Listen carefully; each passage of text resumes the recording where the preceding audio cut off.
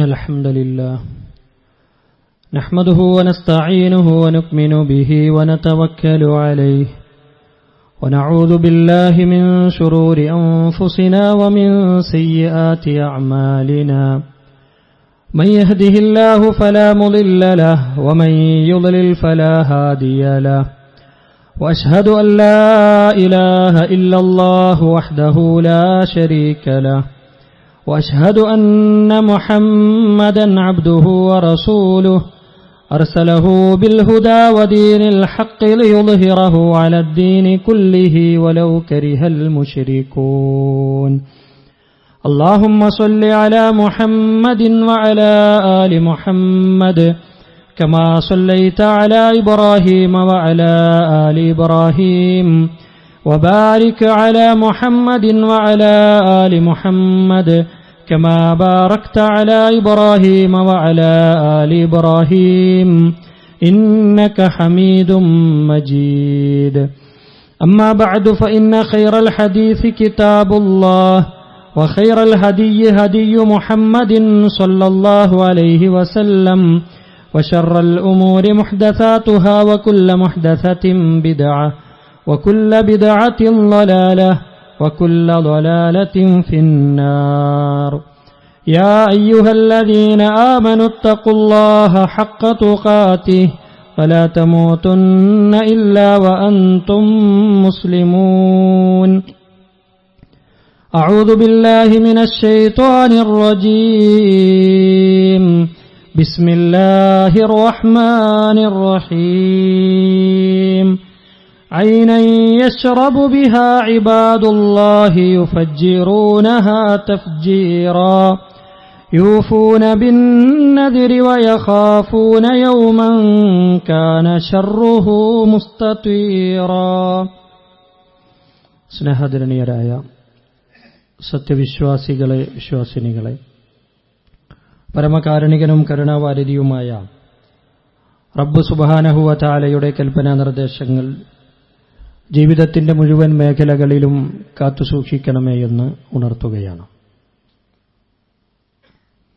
പരിശുദ്ധ ഇസ്ലാം വളരെയധികം പവിത്രതയോടുകൂടി കാണുന്ന ഒരു ആരാധനയാണ് അന്നുദിർ എന്ന് പറയപ്പെടുന്ന നേർച്ച എന്ന് നമ്മൾ മലയാളത്തിൽ അതിനർത്ഥം പറയുന്നു. എന്താണ് യഥാർത്ഥത്തിൽ നേർച്ച? ഭാഷാപണ്ഡിതന്മാർ അതിന്റെ ഭാഷാപരമായ അർത്ഥം പറഞ്ഞത് അൽ ഈജാബു, അതിന് നിർബന്ധമാക്കപ്പെടുക എന്നതാണ് അതിന്റെ അർത്ഥം. നുദിർ എന്നതുകൊണ്ട് ഭാഷാപരമായി അർത്ഥം കണക്കാക്കുന്നത് നിർബന്ധമാക്കപ്പെടുക എന്നുള്ളതാണ്. അതിനുദാഹരണമായി പറഞ്ഞു, ഒരാൾ പറയുന്നു നദർതു അലാ നഫ്സി, ഞാൻ ഒരു കാര്യം എന്റെ മേൽ നേർച്ചയാക്കി എന്ന് പറഞ്ഞാൽ ഐ ഔജബ്തു, ഞാൻ സ്വമേധയാ അതിനെ നിർബന്ധമാക്കി എന്നുള്ളതാണ്.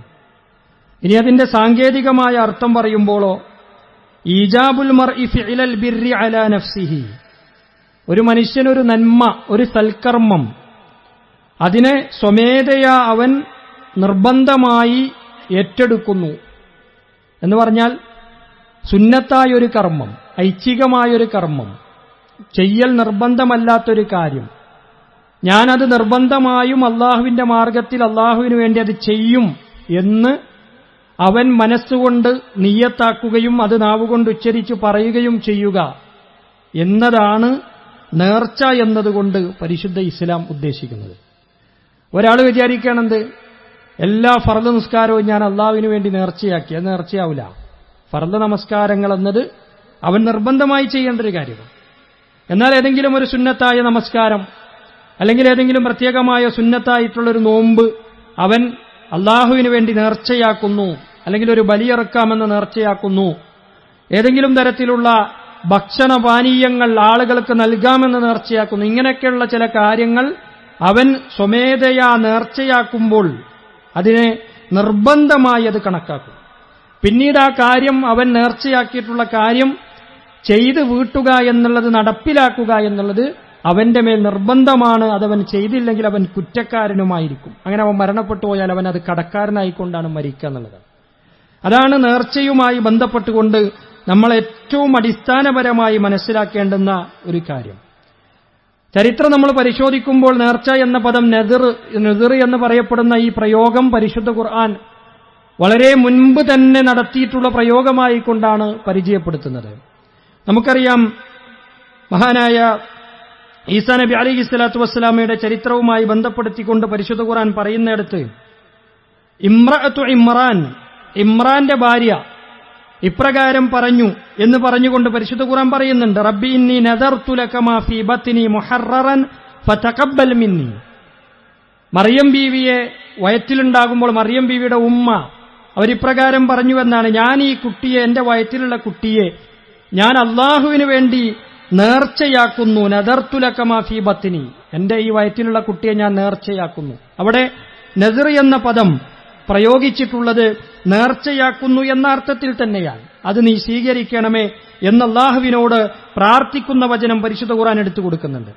യഥാർത്ഥത്തിൽ അവർ നേർച്ചയാക്കുകയാണ് ചെയ്തത്. ആ കുട്ടിയെ പള്ളിയിൽ വളർത്താം എന്നുള്ള നേർച്ചയാണ് അവർ നേർന്നിട്ടുള്ളത്. അതിന്റെ ബാക്കിയുള്ള കാര്യങ്ങൾ നമുക്കറിയുന്നതാണ്. അതേപോലെ തന്നെ മറിയം ബീവിയുടെ ചരിത്രത്തിൽ തന്നെ പറയുന്ന കാര്യമാണ്, ഫഇമ്മാ തറയിന്ന മിനൽ ബശരി അഹദൻ ഫഖൂലി ഇന്നി നദർതു ലിർറഹ്മാനി സൗമ ഫലൻ ഉകല്ലിമൽ യൗമ ഇൻസിയ. മറിയം ബീവിയോട് അല്ലാഹു സുബ്ഹാനഹു വ തആല പറയാൻ, അവർ ഗർഭിണിയായി ജനങ്ങൾക്കിടയിലേക്ക് ഇറങ്ങുമ്പോൾ സ്വാഭാവികമായിട്ടും കുത്തുവാക്കുകളും ആക്ഷേപങ്ങളും ഏറ്റുവാങ്ങേണ്ടി വരുന്നൊരു സാഹചര്യമുണ്ട്. അതുകൊണ്ട് തന്നെ ആരെങ്കിലും എന്തെങ്കിലും കാര്യം നിന്നോട് ചോദിക്കുകയാണെങ്കിൽ, പറയുകയാണെങ്കിൽ, നീ നേർച്ചയാക്കിയിട്ടുണ്ട്, ഞാനൊരു നോമ്പ് നേർച്ചയാക്കിയിട്ടുണ്ട് എന്ന് നീ ആംഗ്യം കാണിച്ചു കൊടുക്കണം. ആളുകളോട് നീ അങ്ങനെ കാണിച്ചു കൊടുത്താൽ മതി. കാരണം എന്താ, ആ കാലഘട്ടത്തിൽ നോമ്പ് സംസാരിക്കാൻ പാടില്ലാത്തത് കൂടിയായിരുന്നു. ഭക്ഷണം കഴിക്കുക, വെള്ളം കുടിക്കുക, അങ്ങനെയുള്ള കാര്യങ്ങൾക്ക് മാത്രമല്ല നിരോധനം, സംസാരിക്കുന്നത് കൂടി നിരോധിക്കപ്പെട്ടിരുന്നുള്ളത്. അതുകൊണ്ട് തന്നെ നീ ആളുകളോട് സംസാരിക്കേണ്ടതില്ല. ഞാൻ നോമ്പുകാരനാണ്, ഞാൻ നോമ്പ് നോറ്റിട്ടുണ്ട് എന്നത് നീ ആംഗ്യം കാണിച്ചുകൊണ്ട്, ഞാൻ അങ്ങനെ ഒരു നോമ്പ് നേർച്ചയാക്കിയിട്ടുണ്ട് എന്നത് നീ പറയുകയാണ് ചെയ്യേണ്ടത്. അങ്ങനെ ആളുകൾക്ക് നീ ആക്ഷൻ കാണിച്ചു കൊടുക്കുകയാണ് ചെയ്യേണ്ടത് എന്ന് കൃത്യമായി തന്നെ മറിയം ബീവിയോട് അല്ലാഹു സുബ്ഹാനഹു വ തആല പറയുന്നതായിട്ട് നമുക്ക് കാണാൻ സാധിക്കും. അപ്പൊ എന്താണ് ഇസ്ലാം പഠിപ്പിച്ചിട്ടുള്ള നേർച്ച എന്ന് വളരെ കൃത്യമായി തന്നെ നമ്മൾ മനസ്സിലാക്കേണ്ടതുണ്ട്. എങ്ങനെയാണ് നേർച്ചയുമായി ബന്ധപ്പെട്ടുള്ള ഹുക്കുമുകൾ വരുന്നത്, വിധികൾ വരുന്നത് എന്നതിനെക്കുറിച്ച് നാം അറിയേണ്ടതുണ്ട്. ആയിഷ റളിയല്ലാഹു അൻഹ നിവേദനം ചെയ്യുന്ന ഒരു ഹദീസിലൂടെ പ്രവാചകൻ സല്ലല്ലാഹു അലൈഹി വസല്ലം പഠിപ്പിക്കുന്നുണ്ട്, മൻ നദറ അൻ യുതിഅ ലില്ലാഹി ഫൽയുതിഉ. ആരെങ്കിലും അല്ലാഹുവിന് വേണ്ടി നേർച്ചയാക്കി, അങ്ങനെ വല്ലവരും നേർച്ചയാക്കിയിട്ടുണ്ടെങ്കിൽ ആ നേർച്ച നടപ്പാക്കേണ്ടതുണ്ട്, അത് പൂർത്തീകരിക്കേണ്ടതുണ്ട്. അതേപോലെ തന്നെ വമൻ നദറ അൻ യഅസിയഹു ഫലാ യഅസിഹി. ആരെങ്കിലും അല്ലാഹുവിനെ ധിക്കരിക്കുന്ന വല്ല കാര്യത്തിലും നേർച്ചയാക്കിയിട്ടുണ്ട് എങ്കിൽ അവൻ ആ നേർച്ച അനുസരിക്കേണ്ടതില്ല. ഒരിക്കലും തന്നെ അവൻ അല്ലാഹുവിനെ ധിക്കരിക്കുവാനും പാടില്ല. അതുകൊണ്ട് തന്നെയാണ് പണ്ഡിതന്മാർ നമുക്ക് വിശദീകരിച്ചു തന്നു, ലാ തജിബുൽ കഫാറത്തു അലാ മൻ നദറ നദറൻ മഅസിയ. ആരെങ്കിലും ഒരു തെറ്റായ കാര്യം നേർച്ചയാക്കിയിട്ടുണ്ട് എങ്കിൽ ആ കാര്യം അത് ചെയ്യാൻ അവന് പാടില്ല. ഒരാൾ പറയാണ്, ഞാനൊരാളെ കൊല്ലുമെന്ന് അള്ളാന്റെ മാർഗത്തിൽ നേർച്ചയാക്കുന്നു. ഒരു തെറ്റും ചെയ്യാത്ത ഒരാളെ, ആ നിലക്ക് ശുദ്ധനായിട്ടുള്ള ഒരാളെ കൊന്നുകളയുക എന്നത് പാപമാണ്. അങ്ങനെ ഒരാൾ നേർച്ചയാക്കി, ആ നേർച്ച നടപ്പാക്കാൻ പാടുള്ളതല്ല. അതിന്റെ പേരിൽ അവൻ കഫാറത്ത് നൽകേണ്ടതില്ല എന്ന് പണ്ഡിതന്മാർ പറയാൻ. ആ നേർച്ച അവൻ തെറ്റിക്കേണ്ടതാണ്, ലംഘിക്കേണ്ടതാണ്. അതല്ലെങ്കിൽ ഏതെങ്കിലും ഒരു തോന്നിവാസത്തിന്റെ പേരിൽ, ഏതെങ്കിലും തെറ്റായ കാര്യത്തിന്റെ പേരിൽ അവൻ നേർച്ചയാക്കുന്നു. ഉദാഹരണമായിട്ട്, ഞാൻ ഇന്ന വലിയന് വേണ്ടി ഇന്ന ജാറത്തിലേക്ക് ഞാൻ ഇന്നത് നേർച്ചയാക്കുന്നു എന്ന് പറയാൻ. പിന്നീടാണ് അവൻ അതിന്റെ ഗൗരവം മനസ്സിലാക്കുന്നത്. ആ ഗൗരവം മനസ്സിലാക്കിയതിനു ശേഷം അവനതിൽ നിന്ന് മാറി നിൽക്കുന്നു, അവനത് ലംഘിക്കണം. എന്നാൽ അതിന്റെ പേരിൽ കഫാറത്തുണ്ടാവുകയില്ല എന്നുള്ളതാണ് മഹാഭൂരിഭാഗം പണ്ഡിതന്മാരുടെ അഭിപ്രായം. ഹാദാ മദ്ഹബുൽ മാലിക്കിയ്യ വശാഫിഈ. ഇമാം ഷാഫിയും ഇമാം മാലിക്കും അടക്കമുള്ള പണ്ഡിതന്മാർ, പിൽക്കാലഘട്ടത്തിൽ വന്നിട്ടുള്ള പണ്ഡിതന്മാരും പറഞ്ഞിട്ടുള്ളൊരു കാര്യം ഇതാണ്. അതിനുള്ള തെളിവായിക്കൊണ്ട് അവർ കൊണ്ടുവരുന്ന കാര്യം എന്താണ്? ഇമ്രാൻ ഇബ്നു ഹുസൈൻ റളിയല്ലാഹു അൻഹു നിവേദനം ചെയ്യുന്നതായിക്കൊണ്ട് റസൂൽ കരീം സ്വല്ലല്ലാഹു അലൈഹി വസല്ലം പറയുന്നുണ്ട്, ലാ വഫാഅ ലിനദിരിൻ ഫീ മഅസിയ. ഒരിക്കലും തന്നെ ആരെങ്കിലും തെറ്റായൊരു കാര്യത്തിനു വേണ്ടി, അള്ളാഹുവിനെ ധിക്കരിക്കുന്ന ഒരു കാര്യത്തിനു വേണ്ടി നേർച്ചയാക്കിയിട്ടുണ്ട് എങ്കിൽ അത് പൂർത്തീകരിക്കേണ്ടതില്ല. അതേപോലെ തന്നെ വല ഫീമാ ലാ യംലികു അൽ അബ്ദു. ഒരു അടിമക്ക് കഴിയാത്തൊരു കാര്യം, അവന്റെ ഉടമസ്ഥതയിൽ പെട്ടിട്ടില്ലാത്തൊരു കാര്യം അവൻ നേർച്ചയാക്കുന്നു. അങ്ങനെ ചെയ്തിട്ടുണ്ടെങ്കിലും അതിനെ അവൻ എന്ത് ചെയ്യേണ്ടതില്ല, പൂർത്തീകരിക്കേണ്ടതില്ല. അവനെ സംബന്ധിച്ചിടത്തോളം അവന് ഒരു മനുഷ്യനെ ഏറ്റെടുക്കാൻ പറ്റാത്ത രീതിയിലുള്ള കാര്യങ്ങൾ അവൻ ചെയ്യേണ്ടതില്ല, അങ്ങനെ നേർച്ചയാക്കേണ്ടതില്ല, അതവൻ പൂർത്തീകരിക്കേണ്ടതില്ല. എന്നിട്ട് പണ്ഡിതന്മാർ പറയാണ്, ഫിൽ ഹദീസി ദലാലത്തുൻ അലാ അന്ന മൻ നദറ മഅസിയതൻ ഫനദറുഹു ലാ യൻഅഖിദു. ഒരു മനുഷ്യൻ തെറ്റായൊരു കാര്യത്തിന് വേണ്ടിയാണ് നേർച്ചയാക്കിയത് എങ്കിൽ അതിന് അവൻ ആ നേർച്ചവൻ നടപ്പാക്കേണ്ടതില്ല. ലിദാലിക ലാ തൽസമുഹു കഫാറത്തുൽ യമൻ. അതുപോലെ തന്നെ അവന് അതിന്റെ പേരിൽ കഫാറത്തുൽ യമീൻ എന്ന് പറയുന്ന കഫാറത്ത് നടപ്പിലാക്കേണ്ടതില്ല. അതെന്താണ് എന്നുള്ളത് നമുക്ക് വിശദീകരിക്കേണ്ടതാണ്. എന്താണ് നേർച്ച നിറവേറ്റിയില്ലെങ്കിൽ അവൻ നൽകേണ്ടുന്ന കഫാറത്ത്, അതിന്റെ പ്രാശ്ചിത്തം എന്താണ് എന്നുള്ളത് നാം വിശദീകരിക്കേണ്ട കാര്യം തന്നെയാണ്. അതേപോലെ തന്നെ ഇബ്നു അബ്ബാസ് റളിയല്ലാഹു അൻഹുമ നിവേദനം ചെയ്യുന്ന ഒരു ഹദീസിലൂടെ നമുക്കിതിനെ തെളിവായിക്കൊണ്ടുള്ളൊരു കാര്യം പ്രവാചകൻ സല്ലല്ലാഹു അലൈഹി വസല്ലമയുടെ കാലഘട്ടത്തിൽ തന്നെ ഉണ്ടായിട്ടുള്ള ഒരു വിഷയമാണ്. ബൈന നബി സല്ലല്ലാഹു അലൈഹി വസല്ലം യഖ്തുബു ഇദ് ഹുവ റജുലുൻ ഖായിം. നബി സല്ലല്ലാഹു അലൈഹി വസല്ലമ ഖുതുബ പറഞ്ഞുകൊണ്ടിരിക്കുന്ന സമയത്ത് ഒരു മനുഷ്യൻ എണീറ്റ് നിന്നുകൊണ്ട് പ്രവാചകൻ സല്ലല്ലാഹു അലൈഹി വസല്ലമയോട് ഒരു കാര്യം ചോദിച്ചു. അദ്ദേഹത്തെക്കുറിച്ച് പറയുന്നത് അബൂ ഇസ്രായീൽ, അദ്ദേഹത്തിന്റെ പേര് അബൂ ഇസ്രായീൽ എന്നാണ്. ആളുകൾ പറഞ്ഞു ഇന്ന പേരുള്ളയാളാണ്. അദ്ദേഹം പറഞ്ഞൊരു കാര്യം, നദർ അൻ യഖൂമ വലാ യഖഅദു. അയാള് നേർച്ചയാക്കിയുള്ള ഒരു കാര്യം എന്താണ്?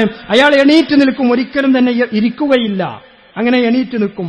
അതേപോലെ തന്നെ വലാ യസ്തളില്ല, അയാളെ ഒരു തണലിൽ അയാൾ നിൽക്കൂല, വെയിലത്ത് തന്നെ നിൽക്കും, വെയിൽ കൊണ്ട് എണീറ്റ് നിൽക്കും. വലാ യതകല്ലമു വയസൂമ, അങ്ങനെ അയാള് എണീറ്റ് നിന്നുകൊണ്ട് സംസാരിക്കാതെ തണല് കൊള്ളാതെ വെയിലത്ത് നിന്നുകൊണ്ട് നോമ്പ് നോക്കും എന്നയാൾ നേർച്ചയാക്കി. നബി സല്ലല്ലാഹു അലൈഹി വസല്ലം അദ്ദേഹത്തോട് കൽപ്പിച്ചു എന്നാണ്. ഫഖാല നബിയു സല്ലല്ലാഹു അലൈഹി വസല്ലം മുർഹു ഫല്യതകല്ലം വൽയസ്തളിൽ ഫല്യഖഉദ് വൽയുതിമ്മ സൗമഹു. അവന് നോമ്പ് നോറ്റോട്ടെ, ആ നോമ്പ് പൂർത്തിയാക്കിക്കോട്ടെ, പക്ഷേ അവൻ ഇരിക്കണം, അവൻ തണൽ കൊള്ളണം, അതേപോലെ തന്നെ അവൻ സംസാരിക്കുകയും വേണം. അതിനുവേണ്ടി നീ അവനോട് കൽപ്പിക്കൂ. അപ്പൊ ഒരിക്കലും തന്നെ തെറ്റായൊരു കാര്യം, ഇസ്ലാം പ്രോത്സാഹിപ്പിച്ചിട്ടില്ലാത്തൊരു കാര്യമാണ് നോമ്പ് നോക്കുന്നത്. സുന്നത്തുള്ള നോമ്പുകളുണ്ട്, ഫർളായിട്ടുള്ള നോമ്പുകളുണ്ട്, ഐച്ഛികമായി നമുക്ക് നോമ്പ് നോക്കാവുന്ന സംഗതി. പക്ഷേ വെയിൽ കൊണ്ട് എണീറ്റ് നിന്ന് ത്യാഗം ചെയ്ത് ആ നിലക്കുള്ള നോമ്പ് ഇസ്ലാം പ്രോത്സാഹിപ്പിച്ചിട്ടില്ല. അതുകൊണ്ട് അങ്ങനെയുള്ള നേർച്ച വല്ലവനും നേർന്നിട്ടുണ്ടെങ്കിൽ അതവൻ ഒഴിവാക്കേണ്ടതുണ്ട് എന്ന് കൃത്യമായി തന്നെ പ്രവാചകൻ സല്ലല്ലാഹു അലൈഹി വസല്ലമ അദ്ദേഹത്തോട് കൽപ്പിച്ചതായിക്കൊണ്ട് നമുക്ക് കാണുവാൻ സാധിക്കും. എന്നിട്ട് പണ്ഡിതന്മാർ പറഞ്ഞുള്ള ഒരു കാര്യം എന്താണ്? ലിഅന്ന നദറ അൽ ഇൽതിസാമു ത്വാഅ. നേർച്ച എന്ന് പറയുന്നത് അള്ളാഹു പഠിപ്പിച്ചിട്ടുള്ള, പ്രവാചകൻ സല്ലല്ലാഹു അലൈഹി വസല്ലം നമുക്ക് വിശദീകരിച്ചു തന്നിട്ടുള്ള, അള്ളാഹുവിനെ അനുസരിക്കുന്നതിൽ നിർബന്ധമായും നിലകൊള്ളേണ്ടുന്ന കാര്യമാണ്. പരിശുദ്ധ ഇസ്ലാം പഠിപ്പിച്ചില്ലാത്ത ഏതെങ്കിലും ഒരു ആചാരം, ഏതെങ്കിലും ഒരു അനുഷ്ഠാനം ഞാൻ നേർച്ചയാക്കി എന്ന് പറയുന്നത് കൊണ്ട് അത് നേർച്ചയായി മാറുകയില്ല. വഹാദൽ ഇൽതിസാമു മഅസിയ. എന്നാൽ മേൽ പറയപ്പെട്ടുള്ള ചില സംഗതികളൊക്കെ ഉണ്ടല്ലോ, തെറ്റായ കാര്യങ്ങളുണ്ടല്ലോ, അതൊക്കെ നിലനിൽക്കുന്നത്, നിലകൊള്ളപ്പെടുന്നത് തെറ്റായ കാര്യത്തിലാണ്, അള്ളാഹുവിനെ ധിക്കരിക്കുന്ന കാര്യത്തിലാണ്. അതുകൊണ്ട് അത് നേർച്ചയായിക്കൊണ്ട് പരിഗണിക്കാൻ പാടുള്ളതല്ല എന്ന് കൃത്യമായി തന്നെ പണ്ഡിതന്മാർ നമുക്ക് വിശദീകരിച്ചിരുന്നുണ്ട്. അപ്പൊ എന്താണ് ഒരാൾ നേർച്ച നേർന്നു? നേരത്തെ പറഞ്ഞ പോലെ അള്ളാഹു അനുവദിച്ചിട്ടുള്ള, പ്രവാചകൻ സല്ലല്ലാഹു അലൈഹി വസല്ലം പഠിപ്പിച്ചിട്ടുള്ള ഏതെങ്കിലും ഒരു സുന്നത്തായ കാര്യത്തെ അവൻ നേർച്ചയാക്കി സ്വയം നിർബന്ധമാക്കി ഏറ്റെടുത്തു കഴിഞ്ഞാൽ, അതവൻ ലംഘിച്ചു കഴിഞ്ഞാൽ എന്താണ് അവനുള്ള പ്രാശ്ചിത്തം? ഇബ്നു അബ്ബാസ് റളിയല്ലാഹു അൻഹു പറയുന്നുണ്ട്, മൻ നദറ നസ്റൻ ലാ യുതീഖുഹു ഫകഫാറതുഹു കഫാറത്തുൽ യമീൻ. ആരെങ്കിലും നേർച്ച നേർന്നു, എന്നിട്ട് ആ നേർച്ച അവൻ നിറവേറ്റിയില്ല എങ്കിൽ അവനെ സംബന്ധിച്ചിടത്തോളം കഫാറത്തുൽ യമീൻ എന്നുള്ള കഫാറത്താണ് അവൻ നൽകേണ്ടത്. അതെന്താണ് എന്ന് അല്ലാഹു സുബ്ഹാനഹു വ തആല സൂറത്തുൽ മാഇദയുടെ 89-ാമത്തെ ആയത്തിലൂടെ കൃത്യമായി തന്നെ പഠിപ്പിക്കുന്നുണ്ട്.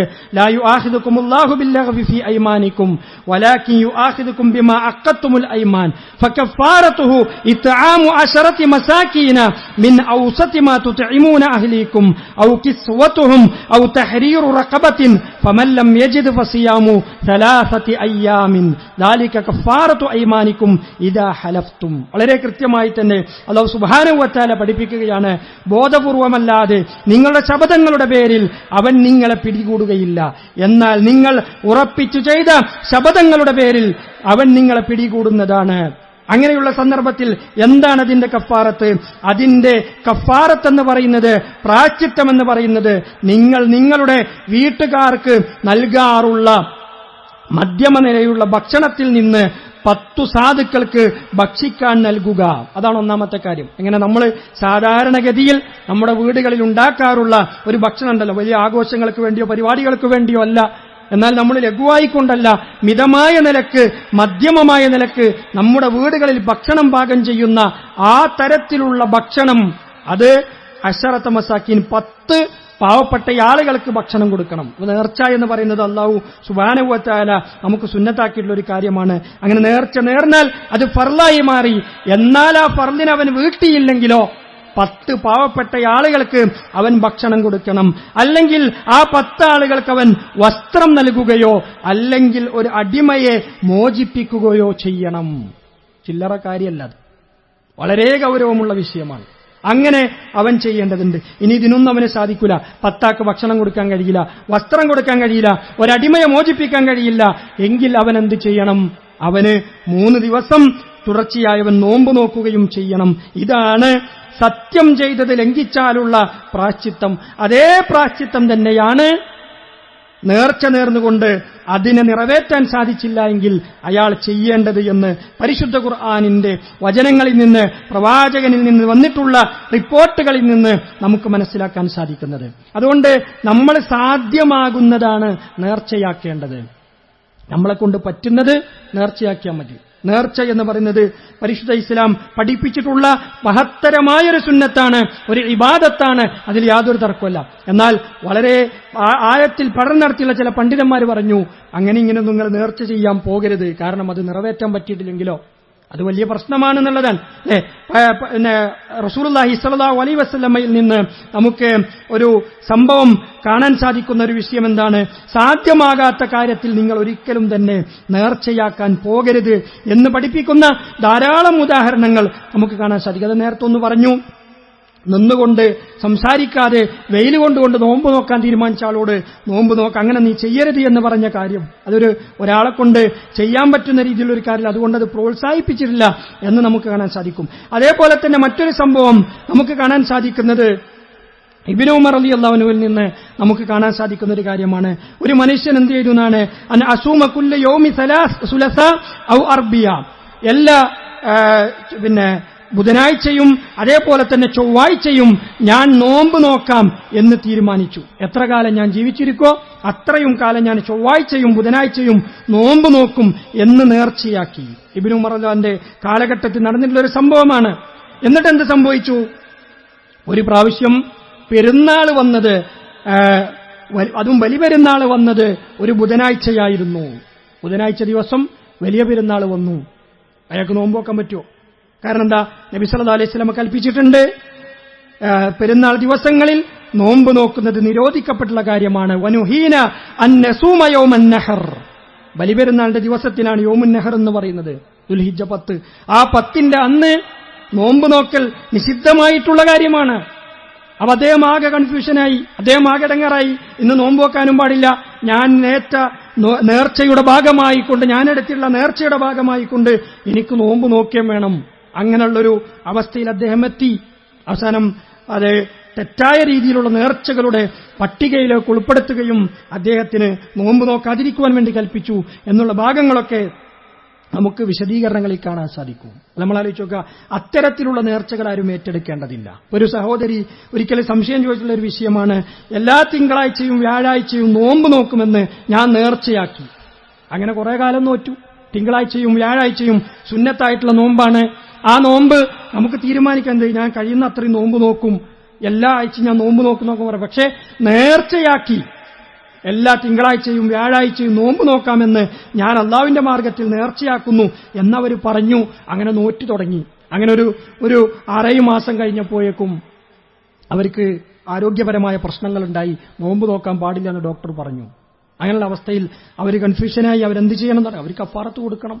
നിർബന്ധമായും അവര് അതിനുള്ള പ്രാശ്ചിത്തം ചെയ്തുകൊണ്ട് അതിൽ നിന്ന് മോചനം നേടണം, അല്ലാതെ പറ്റൂല. അതുകൊണ്ട് നമ്മൾ ചെയ്യാൻ കഴിയുന്ന കാര്യങ്ങൾ പറയാം, നമുക്ക് പറ്റുന്ന കാര്യങ്ങൾ പറയാം. അതല്ലാത്ത രീതിയിലുള്ള കാര്യങ്ങൾ ഏറ്റെടുത്ത് വെക്കേണ്ടതില്ല. മറ്റൊരു കാര്യം നമ്മളിവിടെ മനസ്സിലാക്കേണ്ടത്, ഷർത്ത് വെച്ചുകൊണ്ട് നേർച്ച, ഷർത്തുമായി ബന്ധപ്പെട്ടുകൊണ്ട്, നേർച്ചയുടെ ഷർത്തുകളുമായി ബന്ധപ്പെട്ടുകൊണ്ട് പല കാര്യങ്ങളും പണ്ഡിതന്മാർ പറഞ്ഞ കൂട്ടത്തിൽ ഒന്ന് പറഞ്ഞിട്ടുള്ളതാണെന്ത്, എനിക്കിങ്ങനൊരു കാര്യം കിട്ടിയാൽ ഞാൻ ഇന്ന കാര്യം ചെയ്തോളാം എന്ന് നേർച്ചയാക്കുന്നു. അത് പാടില്ല എന്നുള്ളതാണ്. എന്ത്? അള്ളാഹിനോട് ക്രോസ് വെക്കുക. അള്ളാഹു എനിക്ക് തന്ന ഞാനിത് തരാം. അള്ളാഹുക്ക് എന്തിനാ അങ്ങനത്തെ ഇബാദത്ത്? അള്ളാഹു പറഞ്ഞിട്ടുള്ളത് അള്ളാഹു വനിയാണെന്നാണ്. അവനിഷ്ടം പോലെ ആരാധനകളും ഇബാദത്തുകളും ചെയ്യാൻ ആളുകളുണ്ട്. മനുഷ്യന്മാർ കുറച്ച് ആളുകൾ ചെയ്തുകൊണ്ട് മാത്രമല്ല, അള്ളാഹുവിന്റെ സൃഷ്ടിജാലങ്ങൾ മുഴുവനും അവൻ ഇബാദത്ത് ചെയ്തുകൊണ്ടിരിക്കുകയാണ്. മനുഷ്യന്മാർ കുറച്ച് ആളുകൾ എന്നിട്ട് അതിനെന്നെ ക്രോസ് വെക്കുക. എന്ത്? അപ്പൊ പണ്ഡിതന്മാരോട് ഷെയ്ഖ് ഇബ്നു ബാസ് റഹിമഹുല്ലയോട് ഒരാൾ ചോദിച്ചു, ഞാനിപ്പോൾ ഇന്നൊരു കോഴ്സ് പഠിച്ചുകൊണ്ടിരിക്കുകയാണ്. ആ കോഴ്സ് ഞാൻ പഠിച്ചു കഴിഞ്ഞാൽ എനിക്ക് ഇങ്ങനെ ഒരു ജോലി കിട്ടും. ആ ജോലി കിട്ടിയാൽ എനിക്ക് ഇത്ര രൂപ ശമ്പളം ഉണ്ടാവും. ആ ശമ്പളത്തിൽ നിന്ന് ഞാൻ ഇങ്ങനൊരു ഭാഗം, ആ ജോലി കിട്ടിയാൽ ഇത്ര ഭാഗം ഞാൻ അള്ളാഹുവിന്റെ മാർഗത്തിൽ നേർച്ചയാക്കി, അങ്ങനെ എനിക്ക് ചെയ്യാൻ പറ്റുമോ? ഞാൻ പാടില്ല. കൃത്യമായി തന്നെ പഠിപ്പിച്ചു. അത് പാടില്ല. അത് വെറുക്കപ്പെട്ടിട്ടുള്ള രീതിയിലുള്ള നേർച്ചയുടെ ഭാഗമാണ്. അയാൾക്ക് കിട്ടിയില്ലെങ്കിലോ കൊടുക്കൂല. അയാൾക്ക് ആ ജോലി കിട്ടിയില്ല, അയാൾ അത് കിട്ടൂല. അപ്പൊ അള്ളാഹുവിനോട് ക്രോസ് വെച്ചുകൊണ്ട്, അള്ളാഹുവിനോട് ചേർത്ത് വെച്ചുകൊണ്ടുള്ള അത്തരത്തിലുള്ള കാര്യങ്ങൾ പാടില്ല. അതേപോലെ തന്നെ ഒരു സഹോദരി പണ്ഡിതന്മാരോട് ചോദിച്ചൊരു ഫത്വയും നമുക്ക് കാണാൻ സാധിക്കും. എനിക്ക് ഒരാഗ്രഹമുണ്ട്, ഒരു വലിയ ആഗ്രഹമുണ്ട്. ആ ആഗ്രഹം അള്ളാഹു നിറവേറ്റിത്തന്നാൽ ഞാൻ ഇത്ര രൂപ സ്വതക്ക കൊടുക്കാം എന്ന് നേർച്ചയാക്കി. അപ്പോഴാണ് ഒരു പണ്ഡിതൻ അദ്ദേഹത്തിന്റെ ക്ലാസ്സിൽ പറഞ്ഞത്, അങ്ങനെ നേർച്ചയാക്കാൻ പാടില്ല, ഞാൻ എന്ത് ചെയ്യണം എന്ന് പറഞ്ഞത് തെറ്റായ രീതിയിലുള്ള, പാടില്ലാത്ത രീതിയിലുള്ള നേർച്ചയാക്കലാണ്. അത് ഇസ്ലാം അനുവദിച്ചിട്ടില്ലാത്ത കാര്യമാണ്. അതിൽ നിങ്ങൾ വിട്ടുനിൽക്കണം എന്ന പണ്ഡിതൻ മറുപടി നൽകിയതായിട്ട് കാണാൻ പറ്റും. അപ്പൊ അതുകൊണ്ട് നേർച്ചയാക്കുമ്പോൾ ഒരിക്കലും ഇന്നത് ലഭിച്ചാൽ, ഇങ്ങനെ എനിക്ക് പടച്ചോൻ ചെയ്തു തന്നാൽ ഞാൻ ചെയ്തോളാം എന്ന നിലക്കല്ല നേർച്ചയാക്കേണ്ടത്. അത് അള്ളാന്റെ അടുക്കുന്ന പ്രതിഫലം കിട്ടാനാണ്, ഭൗതികമായ നേട്ടങ്ങൾക്ക് വേണ്ടിയല്ല. അത് നമുക്ക് പ്രാർത്ഥനകളുണ്ട്, സുന്നത്തായ ഐച്ഛികമായ കാര്യങ്ങളിലൂടെ വർദ്ധിപ്പിച്ചുകൊണ്ട് ദുനിയാവിൽ നമുക്ക് ബർക്കത്ത് കിട്ടാനുള്ള മാർഗങ്ങൾ നമ്മൾ നോക്കാനല്ലാതെ അള്ളാഹിനോട് ക്രോസ് വെക്കുന്ന ഒരു പരിപാടി നമുക്കുണ്ടാകാൻ പാടില്ല എന്നുള്ളതാണ്. ഏറ്റവും പ്രധാനപ്പെട്ട നേർച്ചയുമായി ബന്ധപ്പെട്ടുകൊണ്ടുള്ള നിയമം എന്ന് പറയുന്നത്, നേർച്ചകളകിലവും അള്ളാഹുവിന് മാത്രമാകണം. അള്ളാഹുവിന് മാത്രമേ നേർച്ചയാക്കാൻ പാടുള്ളൂ. വേറെ ഒരു ശക്തിക്കും നേർച്ചയാക്കാൻ പാടില്ല. അത് വളരെ ഗൗരവമുള്ള വിഷയമാണ്. ഷെയ്ഖുൽ ഇസ്ലാം ഇബ്നു തൈമിയ്യ റഹിമഹുല്ല അദ്ദേഹത്തോട് ചോദിച്ചപ്പോൾ അദ്ദേഹം പറഞ്ഞു, വമ്മ മാ നദറ ലിഗൈരില്ലാഹി കനദിരിൽ അസ്നാം. അല്ലാഹു അല്ലാത്തവർക്ക് വേണ്ടി നേർച്ചയാക്കുക എന്ന് പറയുന്നത് വിഗ്രഹങ്ങൾക്ക് വേണ്ടി നേർച്ചയാക്കിയതിന് തത്തുല്യമാണ്. ജാഹിലിയ്യ കാലഘട്ടത്തിലുണ്ടായിരുന്നു. കഅബാലയത്തിൽ വെച്ചിട്ടുള്ള വിഗ്രഹങ്ങൾക്ക് വേണ്ടി മക്കയിലെ മുശ്രിക്കുകൾ എന്ത് ചെയ്യുന്നതാണ്? നേർച്ച ചെയ്യും. 100 ഒട്ടകത്തെ നേർച്ചയാക്കും. അതേപോലെ തന്നെ ബലിയെറുക്കുവാൻ വേണ്ടി നേർച്ചയാക്കും. അതേപോലെ തന്നെ നരബലി, സ്വന്തം മക്കളെ അറുക്കാമെന്നവർ നേർച്ചയാക്കും. അത്തരത്തിലുള്ള നേർച്ചയാണ് അള്ളാഹുവിന്റെ പേരിലല്ലാത്ത ഏതെങ്കിലും ഒരു വസ്തുവിന്റെ പേരിൽ, ശക്തിയുടെ പേരിൽ നേർച്ചയാക്കുന്നത് വിഗ്രഹങ്ങൾക്ക് വേണ്ടി നേർച്ചയാക്കുന്നതിന് തുല്യമാണ്. അവിശംസി വൽ ഖമരി വൽ ഖുബൂരി നഹ്വ ദാലിക.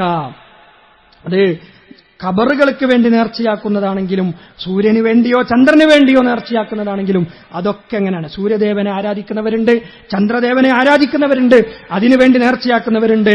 അതേ ഗണത്തിൽ തന്നെയാണ് വൽ ഖുബൂരി നഹ്വഹു. അതേപോലെ തന്നെ ഖബറും, അല്ലെ? അപ്പം ഖബറാളികൾക്ക് വേണ്ടി നേർച്ചയാക്കുക, ഇതൊക്കെ തന്നെയും അത് വിഗ്രഹാരാധനയുടെ ഭാഗമാണ്. അത് അള്ളാഹുവിന്റെ പേരിലല്ലാതെ ഫഹുവ ഫീ മൻസിലത്തി അൻ യഹ്ലിഫ ബിഗൈരില്ലാഹി മിനൽ മഖ്ലൂഖാത്ത്. അള്ളാഹുവിന്റെ പേരിലല്ലാതെ സത്യം ചെയ്യുന്നതിന്റെ അതേ വിധിയാണ് ഇവിടെയും വരുന്നത്. അള്ളാന്റെ പേരിലല്ലാത്തവരുടെ പേരിൽ സത്യം ചെയ്താൽ എങ്ങനെയാണ്? വല്ലദി യഹ്ലിഫു ബിഗൈരില്ലാഹി മുഅ്ളിമൻ ഗൈറല്ലാഹി സുബ്ഹാനഹു ഫഇന്നഹു യുശ്രികു ബില്ലാഹി സുബ്ഹാനഹു. അള്ളാന്റെ പേരിലല്ലാതെ ആരെങ്കിലും സത്യം ചെയ്യുകയാണെങ്കിൽ അവൻ അള്ളാഹു അല്ലാത്തവരെ വാഴ്ത്തുകയാണ് ചെയ്യുന്നത്, അവന് പുകഴ്ത്തുകയാണ് ചെയ്യുന്നത്. അതുകൊണ്ട് തന്നെ അവൻ അള്ളാഹുവിൽ പങ്കുചേർത്തവനായി. നിങ്ങൾ ആലോചിച്ച് നോക്കൂ, ഏതെങ്കിലും ഒരു മനുഷ്യൻ ഏതെങ്കിലും ഒരു ജാറത്തിലേക്കോ ഏതെങ്കിലും ദർഗകളിലേക്കോ ഏതെങ്കിലുമൊക്കെ വലിയുകളിലേക്കോ എന്തെങ്കിലും വസ്തുക്കൾ നേർച്ചയാക്കുന്നുവെങ്കിൽ അത് പച്ചയായ ശിർക്കാണ്. ശിർക്കാണത്. അല്ലാഹു സുബ്ഹാനഹു വ തആല പറഞ്ഞത്, ഇന്ന സ്വലാത്തി വനുസ്കി വമഹ്യായ വമമാതി ലില്ലാഹി റബ്ബിൽ ആലമീൻ. എന്റെ നമസ്കാരവും എന്റെ ബലിയറക്കലും എന്റെ ജീവിതവും എന്റെ മരണവും അല്ലാഹുവിന് വേണ്ടി മാത്രമായിരിക്കും. ലാ ശരീക ലഹു വബിദാലിക ഉമിർതു വഅന അവ്വലുൽ മുസ്ലിമീൻ. ഒരിക്കലും തന്നെ അല്ലാഹുവിന് പങ്കുകാരില്ല, അവനൊരു പങ്കുകാരനുമില്ല. അതാണ് ഞാൻ കൽപ്പിക്കപ്പെട്ടിട്ടുള്ളത്. ഞാനൊരു 1-ാം നമ്പർ മുസ്ലിമാണെന്നാ. അത് പ്രഖ്യാപിക്കുന്നവനാ 1-ാം നമ്പർ മുസ്ലിം. ഏത്? അള്ളാഹുവിന് വേണ്ടിയാണ് എന്റെ ഇബാദത്തുകൾ, എന്റെ നേർച്ചകൾ, എന്റെ വഴിപാടുകൾ, എന്റെ ജീവിതം, എന്റെ മരണം അള്ളാഹുവിന് വേണ്ടിയാണെന്ന് പ്രഖ്യാപിക്കണം. അല്ലാതെ അത് ബി.പി. അങ്ങാടിയിലെ ജാറത്തിനാണെന്നോ അജ്മീർ നേർച്ചക്കാണെന്നോ എന്ന് പറഞ്ഞവൻ മുസ്ലിമല്ല. യാതൊരു സംശയവും വേണ്ട. അള്ളാഹു അല്ലാത്തവരുടെ പേരിലുള്ള നേർച്ചകൾ അത് ബഹുദൈവാരാധനയാണ്. ഇതുപോലെ മക്കാ മുശ്രിക്കുകൾ നിർത്തിവെച്ച വിഗ്രഹത്തിന് മുമ്പിൽ അവർ നേർച്ചയാക്കി, ഇവിടെ കടത്തിയിട്ട വിഗ്രഹത്തിന് മുമ്പിൽ നേർച്ചയാക്കുന്നു. വേറെ വ്യത്യാസമൊന്നുമില്ല അല്ലേ? അപ്പൊ നേർച്ചയുമായി ബന്ധപ്പെട്ടുകൊണ്ട് ലഭിക്കപ്പെടുന്ന ഭക്ഷണങ്ങൾ കഴിക്കുന്നത് പോലും നിഷിദ്ധമാക്കപ്പെട്ടിട്ടുണ്ട്. പല ആളുകളും പറയാം അത് ഓലിങ്ങനെ അവിടെ പോയി വന്നപ്പോൾ കൊടുന്നു, ആ ജാറത്ത് പോയി വന്നപ്പോൾ ഓൽക്കെന്തോ കിട്ടി, അതിങ്ങോട്ട് കൊടുന്നു, ഞാനത് തിന്നുന്നുള്ളൂ അല്ലേ? അള്ളാഹുവിന്റെ പേരിലല്ലാതെ ശബ്ദമുയർത്തപ്പെട്ട ഭക്ഷണം, നിഷിദ്ധമാക്കപ്പെട്ട ഭക്ഷണം. എന്താ പറഞ്ഞത്? ഇന്നമ ഹറമ അലൈക്കുമുൽ മൈത്തത്തു, ചത്തത് തിന്ന അല്ലെ? ഒരു കോഴി അത് ചത്തു, അടുത്ത് തിന്നോ? നമ്മളാരെങ്കിലും ഭക്ഷിക്കോ? ഒരു നായി റോട്ടുമ്പോ ചത്തിടക്കണ്ട്, നമ്മൾ തിന്നോ? വലഹ്മൽ ഖിൻസീർ, ഇന്നമ ഹറമ അലൈക്കുമുൽ മൈത്ത വദ്ദമ വലഹ്മൽ ഖിൻസീർ, ചോര തിന്നുന്നത് പോലെയാണ്, പന്നിമാംസം തിന്നുന്നത് പോലെയാണ്. വമാ ഉഹില്ല ലിഗൈരില്ലാ, അള്ളാഹുവിന്റെ പേരിലല്ലാതെ ശബ്ദമുയർത്തപ്പെട്ടത് എന്ന് പറഞ്ഞാൽ അള്ളാഹുവിന് വേണ്ടിയല്ലാതെ അറുക്കപ്പെട്ട ഭക്ഷണം, അള്ളാഹുവിന്റെ പേരിലല്ലാതെ നേർച്ചയാക്കിയ ഭക്ഷണം, ബദരീങ്ങളുടെ പേരിലുള്ള ഭക്ഷണം, മമ്പർത്ത തങ്ങളുടെ പേരിലുള്ള ഭക്ഷണം, ഏതെങ്കിലുമൊക്കെ യാഹൂ തങ്ങളുടെ പേരിലുള്ള ഭക്ഷണം, അതിനെ പരിശുദ്ധ ഇസ്ലാം എണ്ണിയിട്ടുള്ളത് പന്നിമാംസത്തോടൊപ്പം, രക്തത്തോടൊപ്പം, ചത്തത് തിന്നുന്നതോടൊപ്പം. ഇനിയും പോയി തിന്നണമെങ്കിൽ ഒലക പിന്നെന്താ പറയാ നമ്മള് അല്ലെ? അതിന്റെ പേരിൽ ഭക്ഷണം. അപ്പോ പണ്ഡിതന്മാരോട് ചോദിക്കപ്പെട്ടു, മുനാസബാത്തുകളുടെ പേരിൽ എന്താ, നമ്മളൊരു ജാറത്തിന്റെ നേർച്ച നടക്കുന്നു, ആഘോഷം നടക്കുന്നു, അതിന്റെ പേരിൽ പല സ്ഥലങ്ങളിലും ഭക്ഷണ പദാർത്ഥങ്ങളൊക്കെ ഉണ്ടാക്കി ഇങ്ങനെ വെക്കുന്നുണ്ട്, അതൊന്നും വാങ്ങാൻ പറ്റുമോ? വളരെ കൃത്യമായി പണ്ഡിതം അതുപോലും നമ്മൾ ശ്രദ്ധിക്കേണ്ട വിഷയമാണ്. അതെന്തിന്റെ പേരില? ഇതിന്റെ പേരിലാണ്, മുനാസബത്തിന്റെ. ഞാൻ എന്റെ കായ് കൊടുത്ത് ഞാൻ വാങ്ങല്ലേ, എന്റെ പൈസ ഇട്ട് ഞാൻ വാങ്ങല്ലേ? നമ്മൾ ശ്രദ്ധിക്കണം എന്നുള്ളത്. വിലക്കപ്പെട്ട, വിരോധിക്കപ്പെട്ട, അല്ലെങ്കിൽ കറാഹത്താക്കപ്പെട്ടിട്ടുള്ള ഒരു വേള ചില പണ്ഡിതന്മാർ അതൊക്കെ ആ ആഘോഷങ്ങളിൽ പങ്കെടുക്കുന്നതിന്റെ ഭാഗമായി തന്നെ പറഞ്ഞിട്ടുണ്ട്. മൻ തശബ്ബഹ ബിഖൗമിൻ ഫഹുവ മിൻഹും എന്ന് പറഞ്ഞ ആ ഹദീസ് ചില ആളുകൾ തെളിവായെടുത്തു. അവിടെ ജാറത്തിൽ ആഘോഷം നടക്കുന്നതിന്റെ ഭാഗമായി അതിൽ പങ്കുചേരുന്നത് പോലെ തന്നെയാണ് അതുമായി ബന്ധപ്പെട്ടുകൊണ്ട് നടക്കുന്നത്. ഞാൻ ജാറത്ത് പോണില്ല, ജാറത്തിൽ പ്രാർത്ഥിക്കണില്ല, ഞാൻ എന്ത് ചെയ്യണുള്ളൂ, ഞാൻ അവിടുന്ന് കിട്ടണൊക്കെ തിന്നു അല്ലേ? ഒരാളെ ഞാൻ കല്യാണത്തിന് പങ്കെടുത്തിട്ടില്ല, ഓന്റെ കല്യാണത്തിന് ഞാൻ പങ്കെടുക്കില്ല, എന്നിട്ടോ പിന്നെന്തേ ചെയ്ത്? ഞാനൊരു 2 പ്ലേറ്റ് ബിരിയാണി ഒന്നും അവിടെ പോയിട്ട് വേറൊന്നും ഞാൻ ചെയ്തിട്ടില്ല. കല്യാണത്തിന് അവിടെ പോയി ഭക്ഷണം കഴിക്കുക എന്നുള്ളതാണ് കല്യാണത്തിൽ പങ്കെടുക്കല്. എന്നിട്ട് അവിടെ പോയി മൂക്കറ്റം തിന്നു വന്നിട്ട് ഞാൻ കല്യാണത്തിനൊന്നും പങ്കെടുത്തില്ല എന്ന് പറയുന്ന പോലെ തന്നെയാണ് ആചാരത്തിലുള്ള സകലമാന ആഘോഷങ്ങളിലും അനാചാരങ്ങളിലുമെല്ലാം പങ്കെടുക്കുകയും ഞാൻ അതിനൊക്കെതിരാന്ന് പറയുകയും ചെയ്യുന്നതിൽ എന്താ അർത്ഥമുള്ളത്? നിങ്ങൾ ആലോചിക്കൂ, വ്യക്തമായ അനാചാരങ്ങൾ നടക്കുകയാണ്. നിങ്ങൾ നോക്കൂ, നമ്മുടെ നാട്ടിലെ ഏതൊക്കെ ജാറങ്ങളുണ്ടോ, അതിന്റെ പേര് നടക്കുന്ന നേർച്ചകളുണ്ടോ, ആ നേർച്ചകളിൽ ഏതെങ്കിലും ഒന്നിൽ അനാവശ്യങ്ങളില്ലാത്തതുണ്ടെങ്കിൽ നിങ്ങൾ പറയും. അങ്ങനെ നമുക്ക് പറയാൻ പറ്റുമെങ്കിൽ നമുക്കതെടുത്ത് പറയാലോ. ഗാനമേളയില്ലാത്ത ഏത് നേർച്ചയാണുള്ളത്? ആള് കൂടണമെങ്കിൽ അതൊക്കെ വേണം, അങ്ങനെ പറയാം. വെടിമരുന്ന് പ്രയോഗങ്ങൾ, ആനകൾ, അതിനുവേണ്ടി 25 ആനയെ കൊടുന്നു, അപ്പൊ അപ്പുറത്തെ ജാറം 50 ആക്കും, ഇപ്പുറത്ത് 100 ആക്കും അല്ലെ? ഈ രീതിയിൽ മത്സരമാണ് അവിടെ നടക്കുന്നത്, മത്സരമാണ് നടക്കുന്നത്. ആണും പെണ്ണും ഇഴകലർന്നുകൊണ്ടുള്ള അനാവശ്യങ്ങളാണ് നടക്കുന്നത്. ഗാനമേള അള്ളാഹുവിന്റെ പള്ളികളുടെ അടുക്കൽ അല്ലെ? ഇപ്പൊ പലപ്പോഴും ജാറെന്ന് പറഞ്ഞാൽ അതിന്റെ അടുത്തൊരു പള്ളി ഉണ്ടാവും. യഅ്ലറുമിൻ മസ്ജിദിൽ ളിറാർ, മുനാഫിക്കുകൾ ഉണ്ടാക്കിയിട്ടുള്ള ളിറാർ എന്ന് പറയുന്ന മസ്ജിദിനേക്കാളും അബദ്ധജടിലമാണ് ജാറങ്ങളുള്ള പള്ളികളെന്ന് റസൂൽ കരീം സല്ലല്ലാഹു അലൈഹി വസല്ലം പഠിപ്പിച്ചിട്ടുണ്ട്. ജൂദായിസമാണത്, പഠിപ്പിച്ചിട്ടുണ്ട്. എന്നാൽ ആളുകൾ നിസ്കരിക്കുന്ന പള്ളിയുടെ മുറ്റത്താണ് ജാറത്തിന്റെ പരിപാടികൾ നടക്കുന്നത്, അവിടെ ഗാനമേളകൾ നടക്കുക പള്ളി മുറ്റത്ത്. ഇതൊക്കെ വിശ്വാസി സമൂഹം അംഗീകരിച്ചു കൊടുക്കേണ്ട കാര്യമാണോ? എന്നാൽ അതിലൊക്കെ കൂടാൻ പോവുക, ആണും പെണ്ണും ഇടകലർന്ന്. ഇപ്പൊ ഈ അടുത്ത ദിവസം ഒരു വീഡിയോ കണ്ടു, ഭീമാപള്ളി ജാറം, തിരുവനന്തപുരം ജില്ലയിലെ ഭീമാപള്ളിയിലെ ജാറത്തിന്റെ ഒരു വീഡിയോ വന്നു. ആണും പെണ്ണും ഇടകലർ, അവിടുന്ന് ഒരു ജാറത്തിൽ ഊതി ഉയിഞ്ഞു കൊണ്ടിരുന്ന ഒരു പഴക്കൊലങ്ങനെ പോകുന്നുണ്ട്, അതിലേക്ക് എല്ലാവരും കൂടിയിട്ടിങ്ങനെ വരികയാണ്. ആണുമുണ്ട് പെണ്ണുമുണ്ട് എല്ലാം ഉണ്ട് ഇടകലർന്നുകൊണ്ട്. നമ്മൾ പള്ളിയിലേക്ക് പെണ്ണുങ്ങളെ കൊണ്ടുവരാൻ പാടില്ല എന്ന്. എന്താ? അവിടെ ഫിത്തന ഉണ്ടാകും. ആളുകൾ പറയുന്ന ന്യായ, പെണ്ണുങ്ങൾ പള്ളിയിൽ വരാൻ പാടില്ല, അവിടെ ഫിത്ന ഉണ്ടാവും. എന്താ ഫിത്ന? സ്ത്രീകൾക്ക് വേണ്ടി പ്രത്യേകമായൊരു വഴി, അവർക്ക് പ്രത്യേകമായി ഒതുടുക്കാനുള്ള സ്ഥലം, അവർക്ക് പ്രത്യേകമായി നിസ്കരിക്കാനൊരു ഏരിയ. ഒരാണിനും അവിടേക്കൊരു ശ്രദ്ധയില്ല, അവിടേക്കൊരാൾക്ക് വരാനും പറ്റൂല. അങ്ങനെയുള്ള സ്ഥലത്ത് ഒരു പെണ്ണ് വന്ന് നിസ്കരിച്ചു പോയാൽ ഫിത്ന ഉണ്ടാവും. എന്നാൽ തീരെ ഫിത്നല്ലാത്തൊരു സ്ഥലമുണ്ട്, അതോടെയാണ് ജാറത്തിൽ. ഇപ്പൊ നിങ്ങൾ തിരൂരിലേക്ക് പോകുമ്പോൾ വി പി അങ്ങാടിയിലുള്ള ജാറത്തിൽ നിങ്ങൾ സഞ്ചരിച്ചാൽ അവിടെ സ്ത്രീകൾക്ക് പ്രത്യേകമായി സിയാറത്തിന് സ്ഥലമുണ്ടോ? അവിടെ പ്രത്യേകമായ ആളുകൾ മാറി മാറി നിൽക്കുന്നുണ്ടോ? ഏത് സമയത്ത് നമ്മളവിടെ പോയാലും ആണും പെണ്ണുമെല്ലാം ഇടകലർന്നുകൊണ്ട് അവിടെ ആരാധനകൾ നടത്തുന്നുണ്ടാവും. പേരിന് ചിലപ്പോൾ സ്ത്രീകൾക്ക് വഴിയൊക്കെ ഇട്ടിട്ടുണ്ടാവും. പക്ഷെ അവിടെ ആ പഴം കൊടുക്കണോടത്തും അവിടെ ജാറം മൂടുന്നിടത്തും ആണും പെണ്ണുമെല്ലാം ഇടകലർന്നുകൊണ്ടാണ് നിൽക്കുന്നത്. ഈ അനാചാരങ്ങൾക്ക് അവിടെ ഫത്വ കൊടുക്കാൻ, അവിടെ ഓതിക്കൊടുക്കാൻ മൂല്യന്മാർ നിൽക്കുന്നു എന്നുള്ളതാണ് ഏറ്റവും വലിയ അത്ഭുതം. പിന്നെ നമ്മുടെ നാട്ടിൽ ഉയർന്നു കണ്ടിട്ടുള്ള ഒരു പോസ്റ്റാണ് കാരത്തൂർ അജ്മീർ ഉറൂസ്. കാരത്തൂർ അജ്മീർ ഉറൂസ് അല്ലെ? നമ്മൾ ചോദ്യം എന്താ, കാരത്തൂർ എങ്ങനെ അജ്മീറിലെത്തി, അല്ലെങ്കിൽ അജ്മീർ എങ്ങനെ കാരത്തൂരെത്തി? അത് ചോദിക്കാൻ പാടില്ല. അത് ചോദിച്ചാൽ നീ വഹാബിയായി. ഇതെന്താ സംഭവം? അജ്മീർ കാരത്തൂർ പോയതാണോ, കാരത്തൂർ അജ്മീറിലേക്ക് വന്നതാണോ? അത് ചോദിക്കാൻ പാടില്ല. അപ്പൊ അതിലൊക്കെ വിശദീകരണം എന്താ? ഒരു തങ്ങൾക്ക് ഒരു വലിയനെ 40 തടി ഉണ്ട് എന്നാണ്. 40 തടി. അയാള് കുറച്ചു കാലം കാരത്തൂര് വരും, കുറച്ചു കാലം ഇനി അയാള് പൊന്നാനി പോണെങ്കിൽ പൊന്നാനി പോവും, ഇനി നിലമ്പൂര് പോണെങ്കിൽ നിലമ്പൂര് പോവും. അങ്ങനെ അയാൾ മാറി മാറി ഇങ്ങനെ പോകുന്ന. ആലോചിച്ചു നിങ്ങൾ, എന്തൊരു വിഡ്ഢിത്തരമാണിത്. ഏതെങ്കിലും ഒരാള് ഒരു സ്ഥലം ഇനിയിപ്പോ നാളെ ചിലപ്പോൾ വരുന്നത് കാരത്തൂർ മക്ക, കാരത്തൂർ മദീന. നമുക്കൊക്കെ സുഖമായി, ഇനി ഹജ്ജിനൊക്കെ പോവാന് ഒരു 5 മിനിറ്റ് കൊണ്ട് പോയി തരാം. നാളെ ഉണ്ടാവും കാരത്തൂർ ഉംറ, കാരത്തൂർ ഹജ്ജ്. സമീപഭാവിയിൽ നമ്മുടെ നാടുകളിൽ അതിനപ്പുറം വരും. ഇതേപോലെ ജാറങ്ങളും ദർഗകളും ഉണ്ടാക്കി ആരാധനാ കേന്ദ്രങ്ങൾ നടത്തി പണ്ഡിതന്മാരവിടേക്ക് ആവാഹിക്കുക. അങ്ങനെയുള്ളോ?